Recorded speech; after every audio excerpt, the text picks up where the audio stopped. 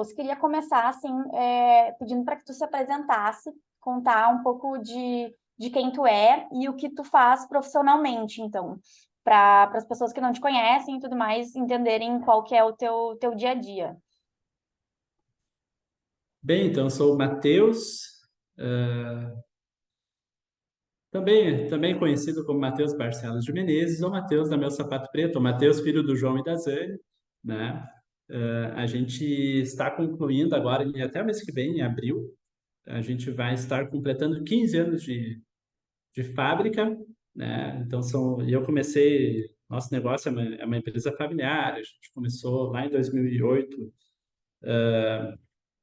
decorrente aí de uma necessidade de empreender, porque 2008 foi um ano que fechou muitas empresas aqui na região, e meu pai sempre foi industriário, minha mãe tinha loja de calçados, e na época ali o Matheus estava recém tinha feito 18 anos, então estava ali tentando encontrar um espaço no mundo para desenvolver uma carreira, e cá estou, 15 anos depois, com muita história para contar sobre fabricação de sapato, né, sobre venda para outros canais, diversos canais de venda.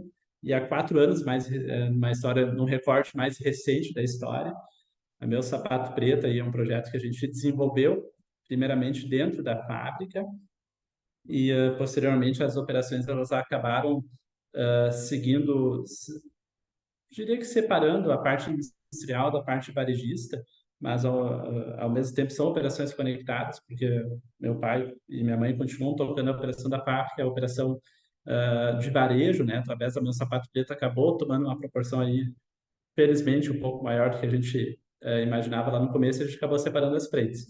Então, desde 2020, minha energia está muito mais voltada uh, a as ações da marca, né, como um todo, e dentro aí dentro disso, enfim, tem diversas possibilidades aí que já atuei dentro da indústria, desde o setor de programação de amostra até até a parte comercial, atendendo todos os clientes da fábrica, e agora, nos últimos 4 anos aí dentro desse varejo físico, digital, omnichannel, trabalhando em diversas frentes para adaptar, né, esse movimento que a gente vem fazendo no negócio como um todo, de sair do modelo tradicional da indústria para um modelo de uma indústria diretamente, vendendo diretamente da indústria para o consumidor, que é o modelo de negócio que a gente tem atuado hoje.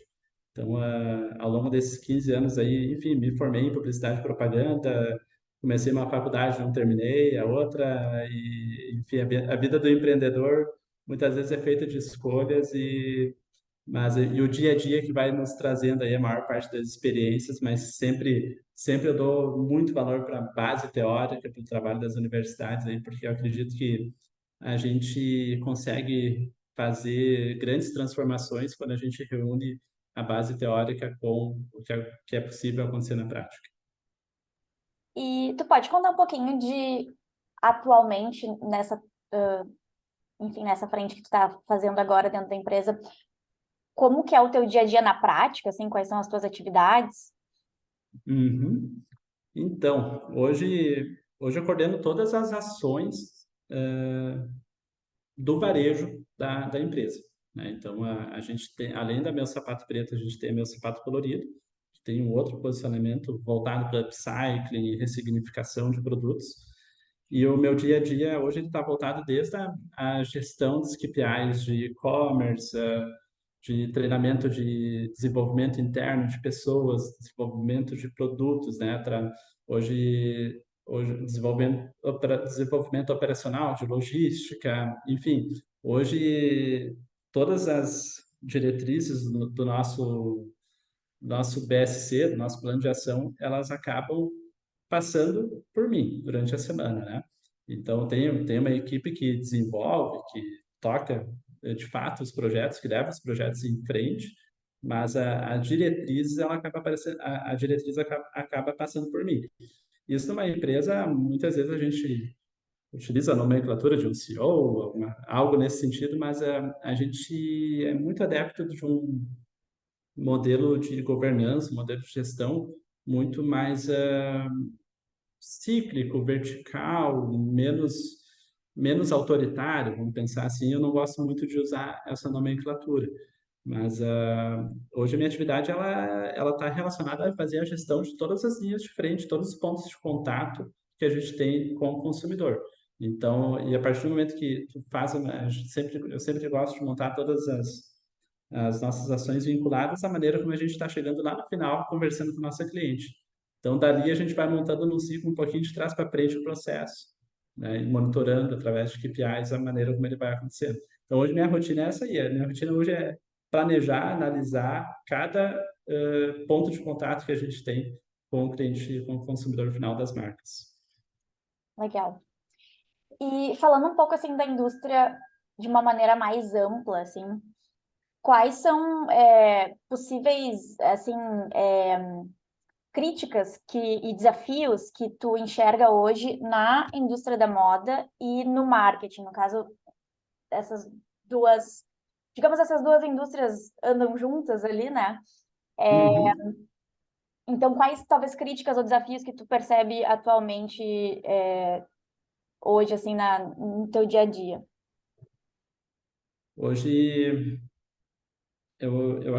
talvez o ponto que eu vou falar aqui agora é um problema universal e que vale para qualquer tipo de assunto que a gente venha abordar, que é a desinformação. Porque hoje eu acredito que a indústria da moda ela está sofrendo muito com isso. Eu vou dar um exemplo bem prático aqui, que é do nosso cotidiano, por exemplo. A gente, a marca, as duas marcas nossas trabalham apenas com produtos de couro, né? E por que que a gente tomou essa decisão? Porque a indústria do couro hoje ela é tecnicamente a indústria mais sustentável que existe, porque os animais eles não são abatidos para produzir couro, eles são abatidos para consumir carne, né? E o couro ele acaba sendo um produto que ele seria descartado na natureza pelos frigoríficos que abateram a carne, né?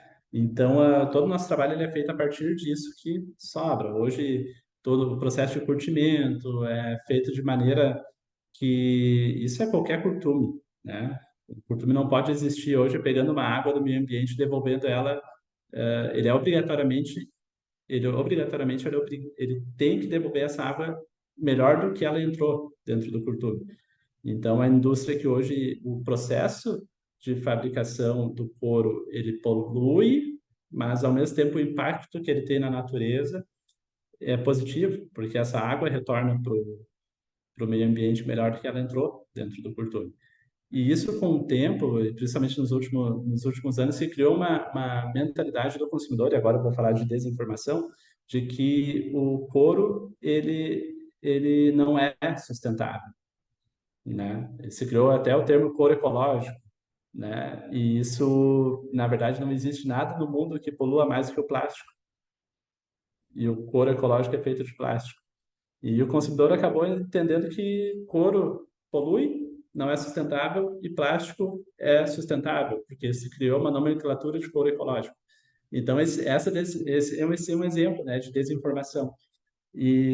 Mas, lógico, o que são os desafios que a gente tem é mostrar para o consumidor de que maneira que as coisas são feitas de maneira muito verdadeira, transparente, né, humana, olha, gente, a informação que está aí é assim, mas na verdade acontece dessa maneira e por isso, por isso e por aquilo. Então, de maneira técnica, sem briga, sem mostrando os fatos como eles são. Mas eu acho que é um grande desafio da indústria da moda hoje é isso aí, sabe? É falar mais sobre o processo e talvez essa mentalidade se criou no consumidor final pela falta de saber como o processo acontece. Acredito que é culpa da própria indústria da moda isso ter acontecido, sabe?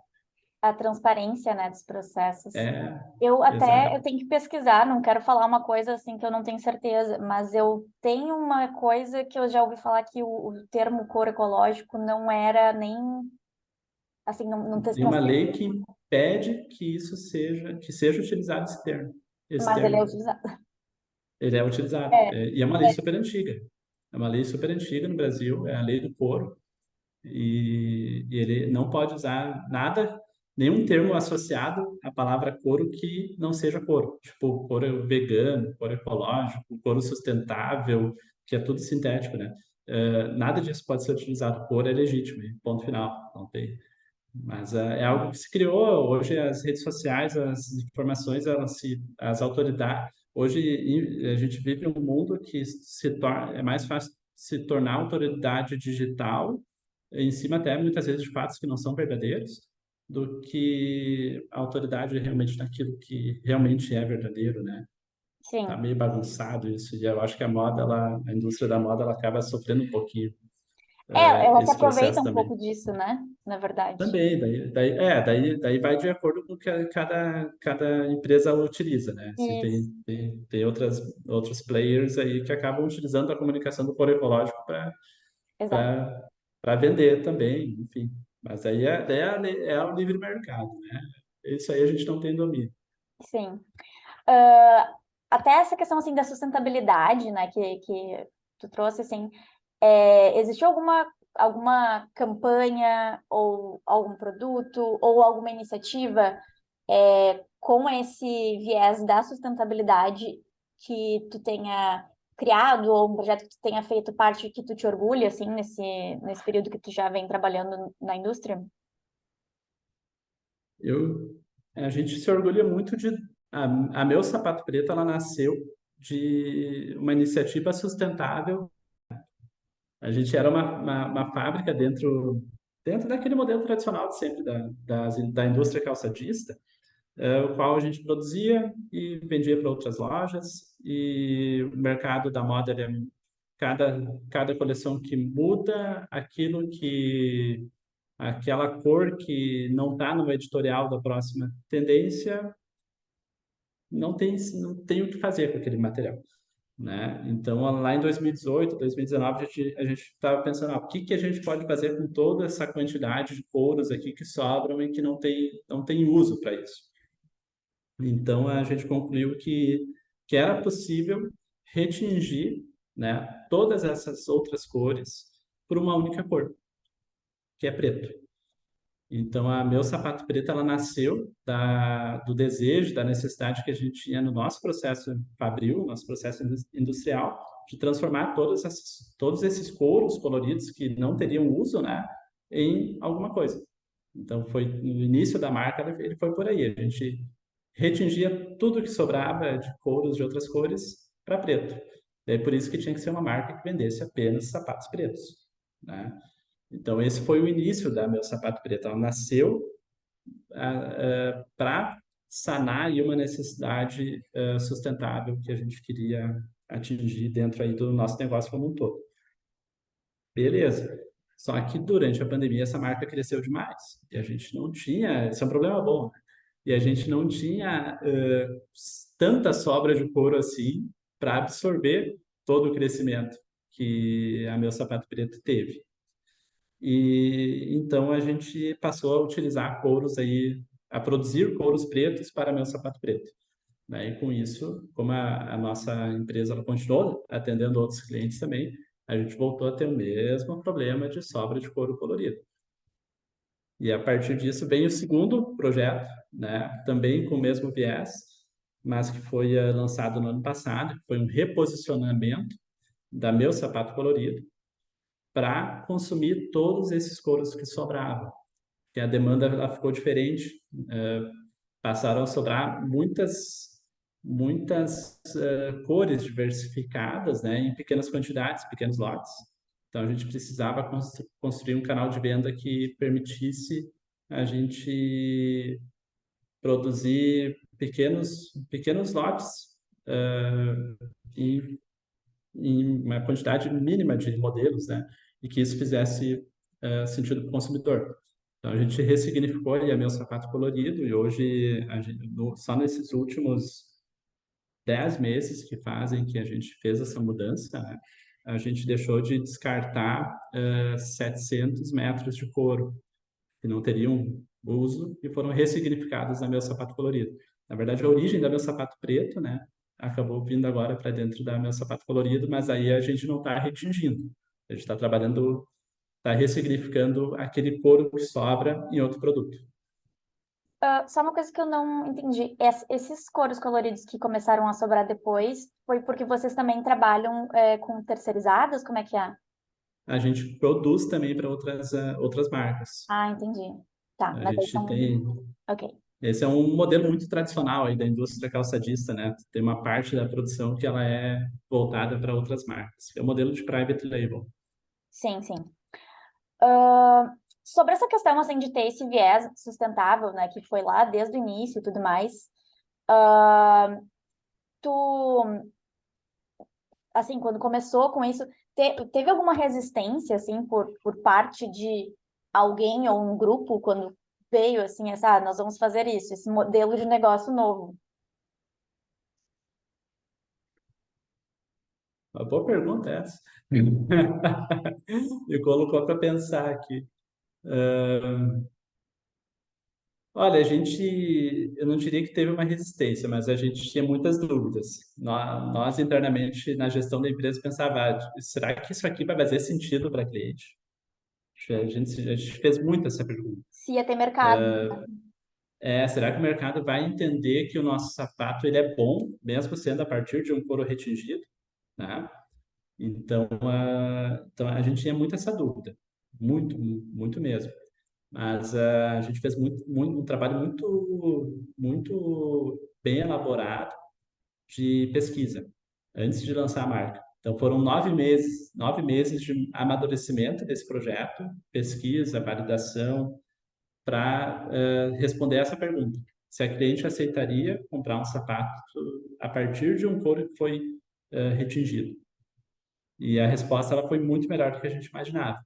Então, quando a gente lançou esse projeto, no dia 1 da Meu Sapato Preto, ele já estava muito maduro, né? Então, por isso que a gente acabou aí alcançando em 6 meses números que a gente pretendia atingir em 2 anos, né? E se eu fazer uma proporção assim, depois, isso foi em janeiro de 2020. E de janeiro de 2020 até maio de 2020, a gente cresceu 10 vezes. Foi um crescimento muito grande, né? E foi, lógico, pegou a questão da pandemia, a gente trabalhava somente no digital, né? E esse negócio que ele era para ser um, uma, um a mais dentro do nosso negócio como um todo, ele acabou virando a salvação da empresa. Então foi algo muito louco. Mas eu acho que não teve resistência, sabe? Porque internamente mesmo a gente trabalha pautado em planejamento estratégico há 11 anos já aqui na empresa. Uhum. Então, a gente sempre estava ali estudando, vamos criar algo voltado à sustentabilidade, algo, um canal diferente de mercado. Quando veio esse projeto, ele foi para atender esses objetivos que a gente tinha. Sim, legal. Ainda sobre essa questão de sustentabilidade, assim, tem alguma coisa hoje no ciclo de trabalho que tu tem que ainda te frustra, que tu ainda gostaria de poder fazer diferente, de repente uma parte do processo, ou até, não sei, embalagem, alguma coisa que ainda não está como vocês gostariam e que, enfim, que existe, assim, essa vontade? Sempre vai ter, tá? Porque, por mais que a gente queira, não tem como, é impossível uma indústria ser 100% sustentável. Por mais que a gente tenha esse desejo, 100% a gente nunca vai conseguir. Mas hoje eu vejo uma limitação muito grande, voltada a pequenos players menores, assim, na indústria, né? Porque hoje a sustentabilidade na cadeia produtiva, aqui no Brasil, pelo menos, ela ainda é um tema recente. Uhum. Bem, bem, cada ano que passa, as entidades têm feito trabalhos muito sólidos nesse sentido. O programa Origem Sustentável é um grande exemplo, né? Mas ainda é uma movimentação muito sutil, né? Até porque o mercado brasileiro ele ainda não está, mercado varejista, né? O mercado interno brasileiro ele ainda não está dando tanto valor assim na prática, tá? Para produtos com origem sustentável. porque hoje o produto com origem sustentável ele é mais caro, né? O processo industrial dele é mais caro.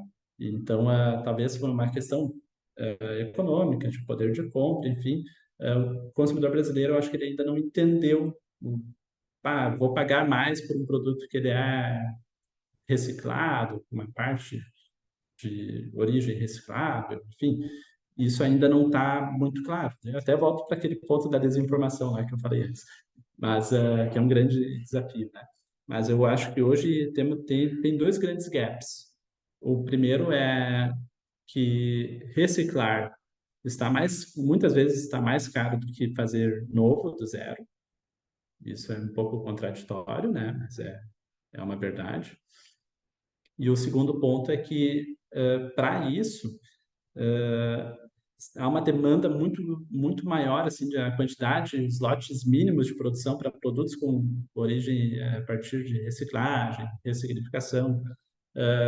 Os lotes são muito grandes de produção e isso acaba impedindo muitas vezes marcas menores de conseguirem trabalhar. Pode até querer, mas não consegue viabilizar porque precisa ter lotes menores de produção e daí não, há uma incompatibilidade aí, né? Sim, Então, e acho que as duas coisas têm relação uma com a outra. A quantidade mínima leva a um preço mais caro também. sim. Não, faz sentido. Tu acha que tem alguma, assim, se fosse pensar próximos passos, digamos assim, para resolver esses gaps, tu imagina que tem alguma iniciativa, alguma coisa que poderia começar de projeto para de repente, não digo resolver, mas caminhar para uma direção aí de melhorar esses gaps no Brasil? Eu acredito que o tema de sustentabilidade na indústria da moda é um caminho sem volta. É um caminho que não vai ter passo para trás. Pode haver passos lentos para frente, mas ele não tem como mudar, como ter passos para trás, né? E a cada mês que passa, a cada ano que passa, se as pessoas irem se conscientizando cada vez mais da importância de um consumo voltado para a sustentabilidade, vai gerar a demanda. Gerando a demanda, vai regular a oferta. E daí, daqui a pouco, nesse equilíbrio aí, a gente vai conseguir equilibrar preço, distribuição, possibilidades, né? E Uhum, conseguir tornar mais democrática aí a indústria da moda de maneira mais sustentável. Eu acho que é um ciclo que vai acontecer naturalmente, uhum. mas a informação, o consumidor buscando cada vez mais esse tipo de produto, vai viabilizar com que a cadeia produtiva se organize em torno disso. Sim, entendi. Indo para uma outra esfera, assim, da indústria também, que é a questão do consumismo. É, independente de sustentabilidade, né? O nosso trabalho é criar produtos para vender, né? A gente tem que bater meta, a gente tem que vender. E hoje a gente ainda está lidando com muitas marcas de fast fashion, né? Então a gente tem competidores aí que estão sempre trazendo novidades e com preços muito competitivos e tudo mais. E além disso, também a gente estando assim nessa indústria, a gente está sempre imerso às novas tendências, né? O que também faz com que crie na gente assim essa coisa de essa busca por novidade e tá sempre assim querendo novo e tudo mais. Como que tu lida assim com isso de uma maneira mais pessoal, né? Com esse paradigma, na verdade, né? De eu preciso vender muito, mas eu também, né? Tem a questão do consumo consciente, que é um viés da marca, que provavelmente é um viés pessoal teu também. Então, como que tu lida com essa questão?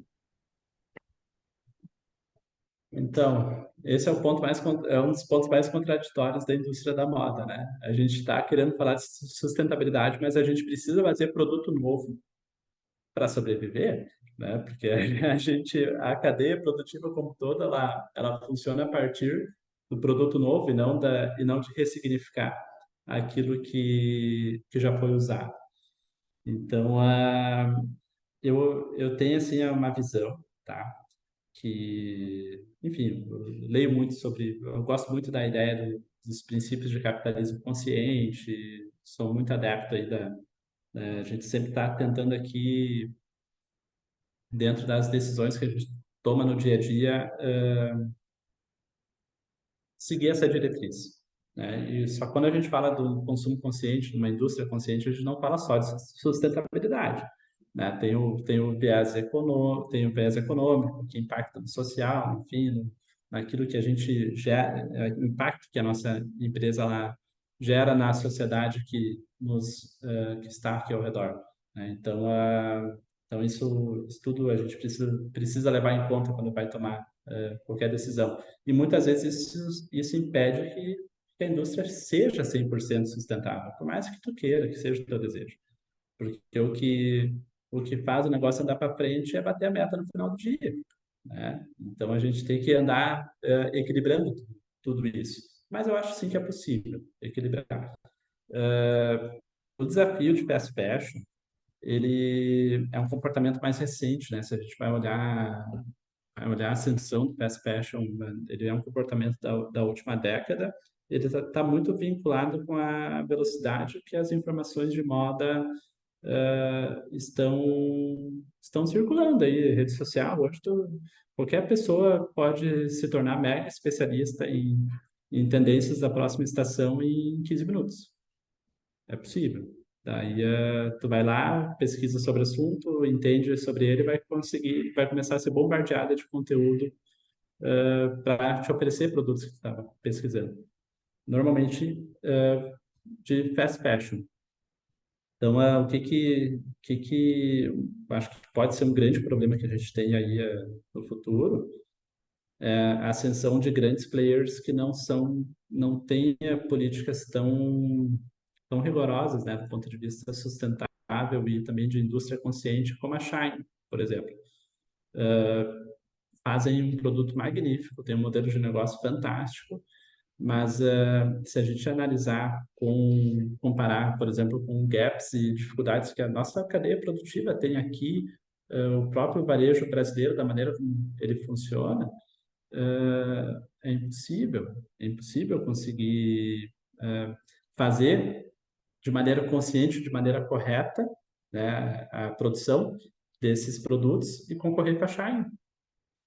É impossível, né? Mas o mercado consumidor, isso a gente percebe, né? Ao mesmo tempo que a maior parte dos jovens, muitas vezes, querem um mundo melhor, sustentável, coisa arada, vai lá na Shine e enche o carrinho e não compra da indústria daqui que tem essa preocupação.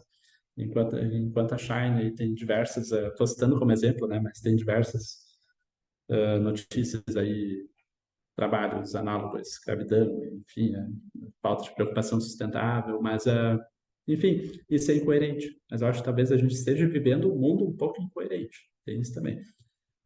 E essa questão da informação, da desinformação na indústria, ela acaba sendo a origem disso tudo. Mas o consumismo, vou te falar assim que a gente, como premissa de empresa, a gente tem adotado uma linha no desenvolvimento de produto muito voltado à qualidade, durabilidade, fazer produtos bons, né? E que a nossa cliente compre esse produto, que ela fique muito tempo, use muito esse produto, né? E que a gente consiga fazer uma segunda venda para ela, não do mesmo produto, mas de um outro produto. A gente vai ter que despertar o desejo dela através de fazer um produto tão bonito e diferente o quanto aquele que ela comprou, porque a gente sabe que o nosso produto vai durar. Então a gente tem ido nessa pegada, então fazendo produtos cada vez melhores, né? Mas e diferentes. É desafiador, tá? É desafiador, não é fácil. É muito mais fácil numa pegada de fast fashion, Sim. porque vai falando de tendência, vai mudando muita informação, produziu, acabou, vai para o lixo e é muito mais fácil. Olhando, é muito mais fácil bater metas se trabalhar no fast fashion, e porque tu alinha aquilo que tu oferece com a quantidade de informação de moda que está rolando no planeta. Mas a gente tem ido por um caminho contrário, assim, e estamos sendo felizes com esse caminho também. É um caminho de menos quantidade e mais qualidade. E até essa questão do ciclo, assim, tu comentou da segunda venda, vocês têm alguma. Daqui a pouco não existe essa informação, né? Mas vocês têm alguma ideia de Qual é o tempo que vocês querem fazer essa segunda venda? Porque eu te pergunto isso assim, porque o fast fashion ele quer me vender toda semana, né? E toda Então, semana tu vai ter um produto que vai se apaixonar por ele, porque é exato. incrível. Então, a minha pergunta é mais para entender, porque como tu comentou, que a sustentabilidade tem os outros pilares, né, que são os econômicos, também Uhum. é o negócio se sustentar, né? Não é só Sim, o sim. ambiente. Então, é, vocês têm alguma ideia, assim, qual é o ciclo dessa segunda venda, de repente? Sim, a gente vem trabalhando, inclusive é um dos principais KPIs que a gente tem trabalhado em cima. A gente vem tendo uma recorrência, a gente monitora isso semestralmente, mas cerca de 31% das pessoas que compram no semestre, elas já compraram anteriormente da marca. Então, mais ou menos 70% aí arredondando números, né? 70, 30, 70% está comprando pela primeira vez. Então, a gente considera um ciclo ainda baixo, tá? De retenção. E pelas pesquisas que a gente tem feito, assim, o nosso grande desafio é conseguir gerar desejo para uma nova compra através de um produto diferente. Porque a nossa consumidora, ela recebe o produto, ela vai lá, nos avalia super bem, tem um NPS super alto, mas ela está usando o produto e aquele produto não estragou. Tá? É uma coisa que pode, se eu vou olhar para um viés de escalabilidade, é algo ruim para o meu negócio. Mas era melhor fazer, se eu vou olhar para promover a recompra, eu tinha que fazer um produto ruim, né? Daí Sim, cobrava menos, mas estragava, daí eu vim comprar outro. Mas, por outro lado, a gente tem feito um trabalho de estimulando por outras maneiras, assim, diversificando o mix de produto, melhorando o nosso mix de produto, para além daquele produto que ela já tem, ela comprar outros também das nossas marcas. entendi. Tu comentou antes sobre a questão do couro e da produção, de todo o cuidado que vocês têm. A produção hoje, ela é 100% nacional? Sim, sim. A E, gente, o e a, couro, tem do, é que a cadeia produtiva do calçado ela é grande, né? Se eu vou olhar lá, talvez o fornecedor do meu fornecedor, da base da matéria-prima, pode ter alguns itens que ele importa, né? Mas dos fornecedores que fornecem diretamente para a nossa fabricação, todos eles são nacionais. tá, então couro, tudo nacional. Exato. Essa questão, assim, de trabalhar realmente com a produção, vamos dizer 100% nacional aqui, mas mesmo que tenha ali uma pequena porcentagem que não é, mas considerando É, esse mas 100%, diretamente é 100% nacional. quais são, assim, problemas, desafios que tu vê justamente por essa questão? E eu te digo assim, eu vejo uma relação com o fast fashion porque o fast fashion está muito aliado à China, né? Mas assim, Uhum. até Resto do em Brasil também. questões locais, assim. Uhum. Que é a minha visão, tá? A gente tem grandes players de fast fashion de calçado aqui na região, né? Tipo, e que fazem um trabalho incrível, tá? Então, assim, dentro da proposta de branding e posicionamento que eles têm. Eu Sim. respeito todos, eu não estou aqui para julgar o que é certo e o que é errado. Ah, A gente nunca sabe onde a gente vai estar, né? então, assim, tudo é opinião e a vida é feita de escolhas. A gente escolheu ir por esse caminho. Mas olhando a nossa cadeia produtiva aqui como um todo e desafios que a gente tem, eu vejo que hoje é muito mais fácil tu ir por um caminho de fast fashion, tá? Porque tu tem a indústria, ela sempre o mindset, a mentalidade da indústria, ela é sempre voltada para produção de grandes volumes. Essa sempre foi a mentalidade de qualquer indústria. E o Faz fast sentido. fashion ele proporciona isso de uma maneira mais fácil, né? Agora, tu ter uma indústria mais qualitativa, ela dificilmente tu vai ter grandes volumes por esse caminho. E isso implica em dificuldades de fornecimento. Hoje a cadeia produtiva como um todo, ela é toda voltada para grandes volumes, né? A gente, inclusive, até 2020, a gente, hoje, em quantidade de pares que a gente produz, o nosso negócio como um todo, caiu 65%. Então, porque lá dentro das movimentações que a gente e leituras de mercado que a gente fez durante a pandemia, a gente chegou à conclusão que a maneira como a gente operava não teria, não seria viável quando o mundo, não dá nem para dizer que voltasse ao normal, porque eu acho que ainda não voltou. Está, esse ano é o ano um de um novo tempo, né? Que a gente ainda acho que vai mudar tanta coisa que a gente tem ideia ainda do que vai mudar. Mas então a gente acabou fazendo esse movimento. Mas acredito que a grande dificuldade relacionada a volumes, a quantidades mínimas de compra para tu fazer uma indústria mais voltada para a qualidade, o volume é menor e daí as dificuldades são maiores. E tu acredita que por vocês terem esse modelo de negócio e terem essa questão da produção nacional, isso também influencia competidores a terem a produção nacional também? Aqui eu estou falando de produtores que não fazem no Brasil, né? Que estão importando ou que importam uma parte da sua produção. Tu acredita que isso... Porque é uma vantagem de venda tu dizer que o produto é 100% nacional. Isso a gente sabe, né? Tu acredita que isso influencia outras indústrias a repensar o sistema deles? Agora eu vou trazer um dado frustrante. Não, tudo bem, a gente aqui tá para falar de Sabe todo. qual que foi o e-commerce que mais vendeu ano passado no Brasil? Desculpa, não peguei. O e-commerce que mais vendeu ano passado no Brasil foi a Shein. Então, por mais que a gente queira Uhum. valorize a indústria nacional, é contraditório, sabe? Então, e quando se pensa, eu tenho uma visão, tá? Isso é mais opinião, na verdade, que que a indústria, a indústria da moda no Brasil, ela vai ter que ter um olhar mais consciente, mais sustentável, uma produção mais qualitativa e menos quantitativa, porque é o fast fashion, ele importa, né? Se tu porque senão não consegue competir no preço.